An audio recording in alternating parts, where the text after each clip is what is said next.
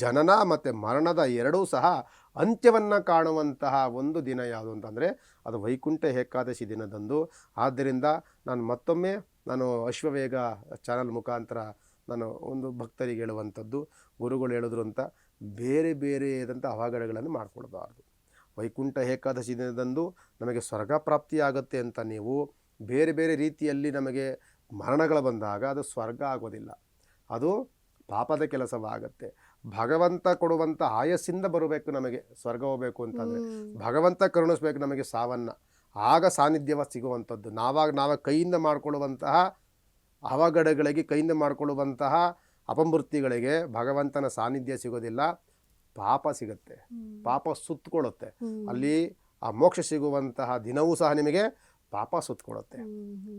ಇಂಥ ಪವಿತ್ರವಾದಂಥ ದಿನವೂ ಸಹ ನೀನು ಕೆಟ್ಟ ಕೆಲಸವನ್ನು ಮಾಡಿದೆ, ನಿನ್ನ ಆಯಸ್ಸನ್ನು ನೀನೇ ಅಂತ್ಯಗೊಳಿಸಿಕೊಂಡೆ ಅಂತ ಅಲ್ಲಿ ಶಾಪ ಕೊಡ್ತಾರೆ. ಅದು ನೀವು ಇನ್ನೂ ಅಂತರ್ಪಿಶಾಚಿಗಳಾಗ್ಬಿಡ್ತಾರೆ. ಆದ್ದರಿಂದ ಅಂತಹ ಅವಘಡಗಳನ್ನು ಮಾಡ್ಕೊಳ್ಬಾರ್ದು.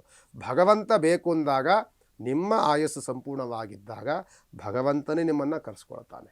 ಅದನ್ನು ಬಿಟ್ಟು ನಾವು ಏನೇನೋ ಮಾಡೋಕ್ಕೋದ್ರೆ ಅದು ಅವಘಡಗಳಿಗೆ ಗುರಿಯಾಗುತ್ತೆ. ಯಾಕೆ ಅಂದರೆ, ನಾನೊಂದು 3 ವರ್ಷದ ಹಿಂದೆ ಒಂದು ವಾಹಿನಿಯಲ್ಲಿ ಇದೇ ರೀತಿಯಂತಹ ಮಾತನಾಡಿದಾಗ ಇದ್ದಕ್ಕಿದ್ದ ಹಾಗೆ ಒಬ್ಬ ಸ್ತ್ರೀ ದೇವಸ್ಥಾನದಲ್ಲಿ ಇದ್ದಂಥ ಒಂದು ಬಾವಿಗೆ ಎಗರಿ ಬಿದ್ದು ಅವರು ಹತ್ಯೆಯನ್ನು ಮಾಡಿಕೊಂಡ್ರು.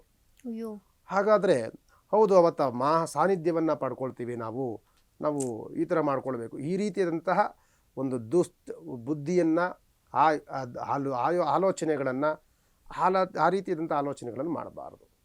ಮೋಕ್ಷ ಸಿಗಬೇಕು ಅಂತಂದರೆ ಭಗವಂತ ಮೋಕ್ಷ ಕೊಡ್ತಾನೆ, ಅದು ಭಗವಂತನ ಕೈಲಿರುವಂತಹ ಮೋಕ್ಷ. ನಾವೇನು ಪ್ರಯತ್ನವನ್ನು ಮಾಡಲಿಕ್ಕಾಗೋದಿಲ್ಲ. ಭಗವಂತನ ಕೆಲಸ ನಾವೇನೇ ಮಾಡಬೇಕು ಅಂದರೆ, ಒಂದು ಹುಲ್ಲು ಕಡ್ಡಿ ಅಳ್ಳಾಡಬೇಕು ಅಂದರೆ ಭಗವಂತನ ಶಕ್ತಿ ಇದ್ದರೆ ಮಾತ್ರನೇ ಅಂತ ಹೇಳ್ತೀವಲ್ಲ, ಹಾಗೆ ಭಗವಂತ ಯಾವಾಗ ಏನೇನು ಕರುಣಿಸ್ತಾನೋ ಅದನ್ನು ತೊಗೊಳ್ಬೇಕು.